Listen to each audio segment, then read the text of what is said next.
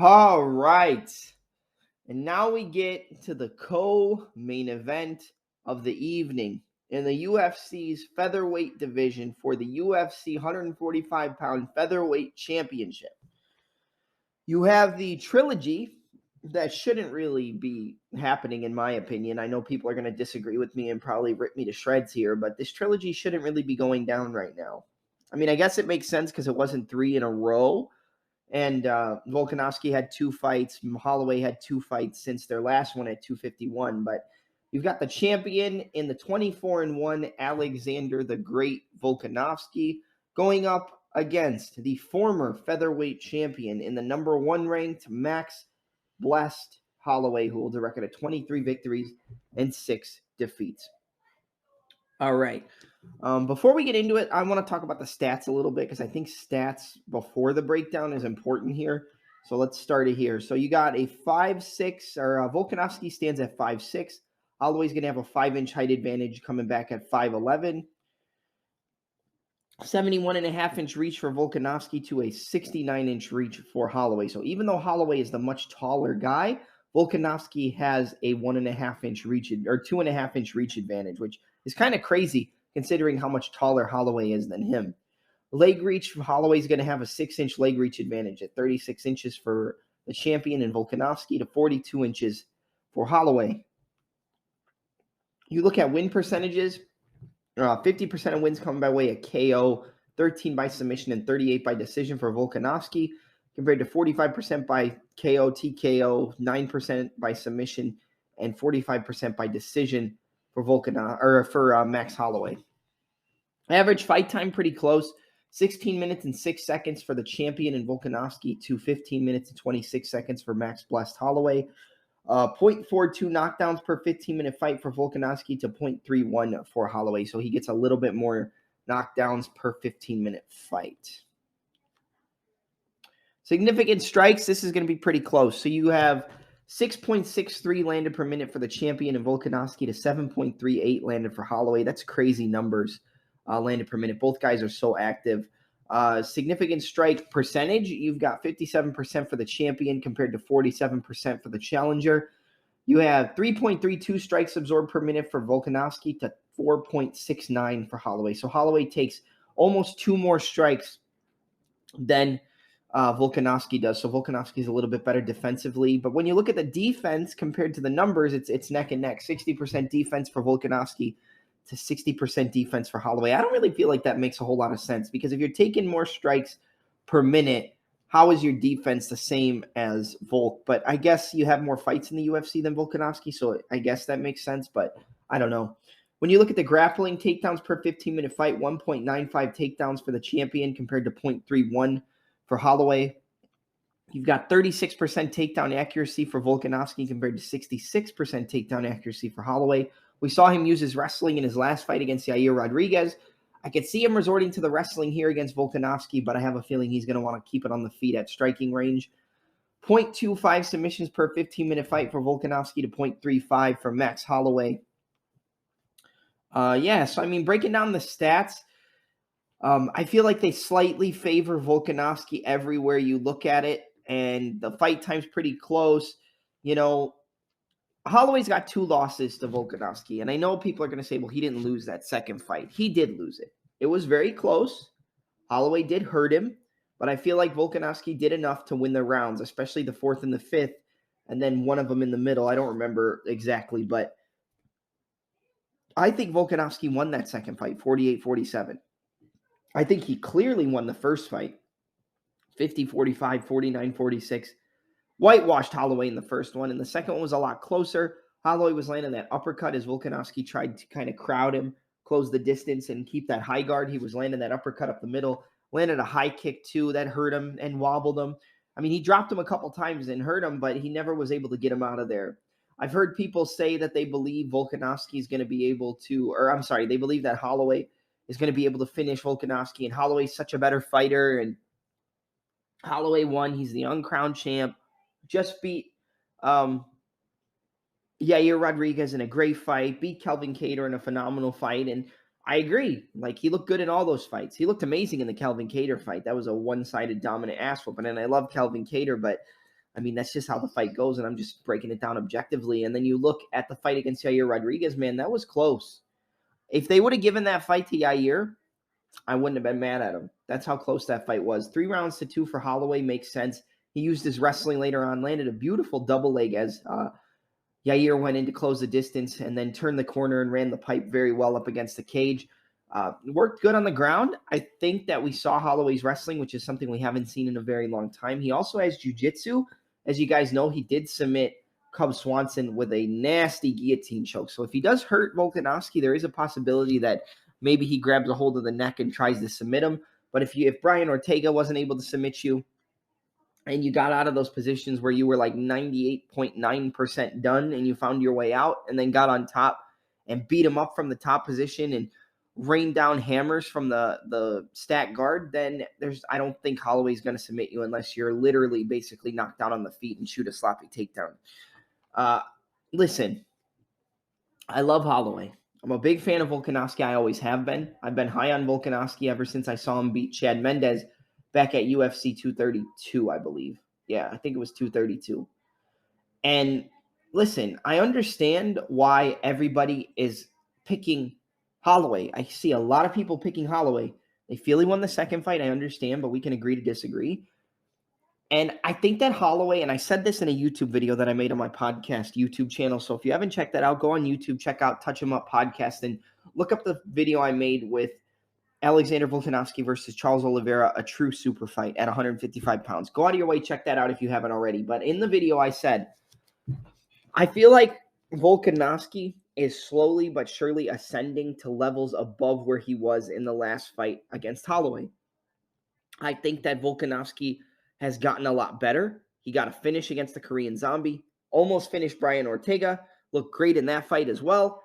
And I feel like he's getting better with each performance. He's slowly ascending everybody as the greatest featherweight of all time. Holloway looked great in the Calvin Kattar fight. Looked absolutely phenomenal. One of the best performances, if not the best performance of his entire career. But against Yair, he got hit with a lot of kicks, a lot of high kicks, a lot of low kicks, a lot of kicks to the body, a lot of combinations up top with the hands. He was getting pieced up by Yair. I mean, he got hit a lot. I think if we can look up the strikes absorbed, let's see. I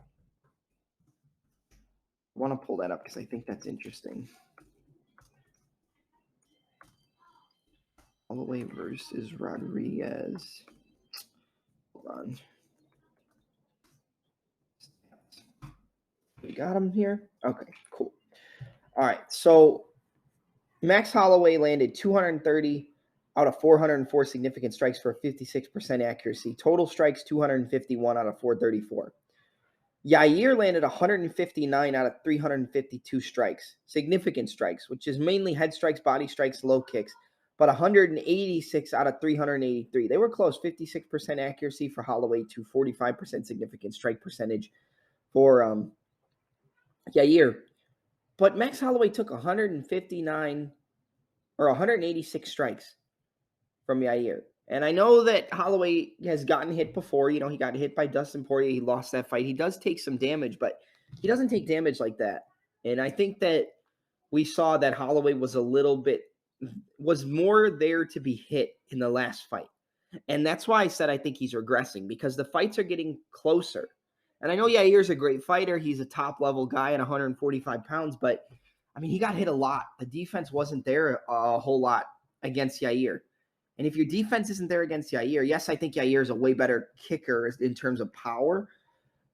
I think that Yair has more power in the kicks. I think he's got a lot of power in the hands, but I do think that Volkanovski, with his timing and his unbelievable use of fakes and feints on the feet, with fake the rear hand, inside low kick, left hook or right hook into the inside low kick, left hook into the right low kick, jab, left hook, right low kick, whether it's inside or outside, depending on the stance. 1, 2, feint the rear hand, boom, pendulum step into the inside low kick, come back, left hook, overhand right. Fake the rear hand, inside low kick, right hand, left hook, roll underneath. The way that Max Holloway, or the way that Volkanovski is able to use fakes and feints, the way he's able to draw you in kind of like a matador, pulling you in like a puppeteer on a string. He's backing you up, he's pulling you in. He's backing you up, he's pulling you in. He's bagging you up and he's pulling you in. You saw it showcased tenfold against the Korean Zombie, where he just beat the living shit out of the Korean Zombie. Landed almost everything that he threw, pieced him up, dropped him multiple times. The right hand, the left hook, the 1-2, the 1-2 pull, 3-2, the 1-2, 3-2. They were all landing, and he was dropping Korean Zombie all over the place. And the ref stopped it at the beginning of the fourth round with a standing TKO after he landed that beautiful 1-2, and the Korean Zombie was kind of wobbly all over the place. He beat the shit out of the Korean Zombie, and Volkanovski just looks better and better. He looked good in the Ortega fight. Holloway beat the shit out of Brian Ortega at UFC 231. That was a good fight for Holloway too. But Volkanovski he survived adversity, more adversity. Well, no, Holloway had some adversity because Ortega caught him with some good shots on the feet and took his back, almost got the back to lock up a submission, but didn't happen. I just think that Volkanovski is better than Holloway everywhere the fight goes on. He's got more power. He's got the better wrestling. He's got the better top control. He's got the better use of fakes and feints and the better footwork. I think Holloway is better at distance, obviously, even though Volkanovski has the better reach, but Holloway's a lot taller. I feel like he can use that height to his advantage. You saw it in the last fight, too, landing the 1-2, pulling him in, stepping back, and landed the uppercut a la Kelvin Cater's Shane Burgos, but obviously not the same thing. Landing the uppercut as Volkanovski had the high guard and tried to step in because he likes to kind of high guard and step in. He uses a lot of left and right lateral movement, a lot of shuffle steps, a lot of pendulum steps, a lot of fakes and feints, feinting off the rear side, feinting off the rear leg, feinting with the rear hand lead low kick, feint with the rear hand lead high kick, 1-2, left hook. He's just better everywhere, in my opinion. I know the second fight was close. I know he lost the first fight, pretty one-sidedly. Volkanovski won that. And I think he won the second fight 3-2, but it was close. And I understand why some people are upset. But, listen, I don't see anywhere that Holloway is better than Volkanovski over a 25-minute fight. And based off the fact that I think Holloway has gotten progressively more hittable, I think he's regressed since their last fight, and I think that Volkanovski has gotten better. It might be little slight margins that Holloway has regressed and Volkanovski has improved, but I just think that we're going to see a clear difference in this fight. And this fight has to be decisive, because if it's another close fight where fans cry robbery, I can't go with a fourth fight with Holloway and Volkanovski. They're great. They're two of the best in the entire world. They're the best featherweights on the entire planet and two of the best mixed martial artists in the world as well. And when you see that high-level fight, it's always a treat. But this fight has to be decisive one way or the other. And I think this is the one where Volkanovski TKOs Max Holloway. Now, I said that in the last one when I predicted 251. I said that I thought that was going to happen. But based off how much he got hit in the Yair Rodriguez fight, how much he was there to be hit, he never really got wobbled or anything like that, but he got hit a lot. And I think with the fakes and feints, the footwork, the lateral movement, the in and out style where he pulls you in and then pop, pulls you in, pop, he's going to chop those low kicks. Those were there for Yair on a platter in their last fight.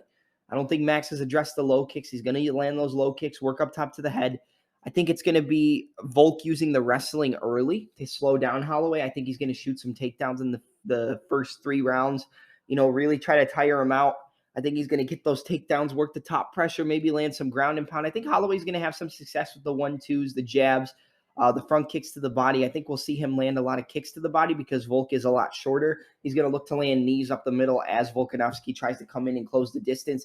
Front kicks, teep kicks, knees to the body, and those uppercuts, all the things up the middle, up the center channel. That's what Holloway's going to want to use. And then when they're at distance, obviously, you want to use that jab with some fakes and feints. But I just don't think – I think Volkanovski's on another level right now.